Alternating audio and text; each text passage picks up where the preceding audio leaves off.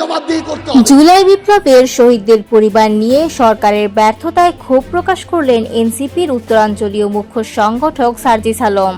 গত শনিবার বিকেলে রাজধানীর চীন মৈত্রী সম্মেলন কেন্দ্রে ৩৬ জুলাই বিপ্লবের বীর শহীদদের স্মরণে আয়োজিত এক সভায় তিনি বলেন, শহীদ পরিবারের নিরাপত্তা, পুনর্বাসন কিংবা জুলাই সনদের ঘোষণা কোথাও সফল হয়নি অন্তর্বর্তী সরকার। তিনি আরও বলেন, সরকারের অনেক উপদেষ্টা ব্যর্থ।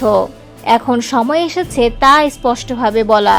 স্মরণ সভাটি আয়োজন করে জুলাই ২৪ শহীদ পরিবার সোসাইটি ও ন্যাশনাল ইউথ অ্যালায়েন্স বাংলাদেশ।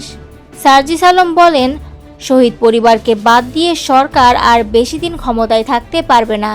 তাদের সঙ্গে বসতে হবে, কথা বলতে হবে, বিচার ও সংস্কারের রূপরেখা জানাতে হবে। তিনি উপদেষ্টাদের উদ্দেশ্যে হুঁশিয়ারি দিয়ে বলেন, শুধু চেয়ার দখল করে বসে থাকলেই চলবে না, আপনারা কি কাজ করলেন তা জনগণের সামনে তুলে ধরতে হবে। এ সময় তিনি শহীদ পরিবারগুলোর ঐক্যের প্রয়োজনীয়তার কথা তুলে ধরেন। আলোচনায় উঠে আসে গোপালগঞ্জে এনসিপির ওপর হামলার ঘটনাও।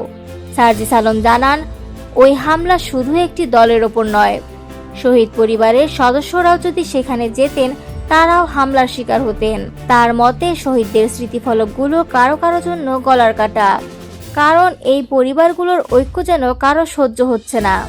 সবচেয়ে উদ্বেগজনক অভিযোগ, জুলাইয়ের সহিংসতায় জড়িত আওয়ামী লীগ ও সহযোগী সংগঠনের নেতাকর্মীদের নাম মামলার তালিকা থেকে বাদ দেওয়ার সুপারিশ করছে কিছু রাজনৈতিক নেতা।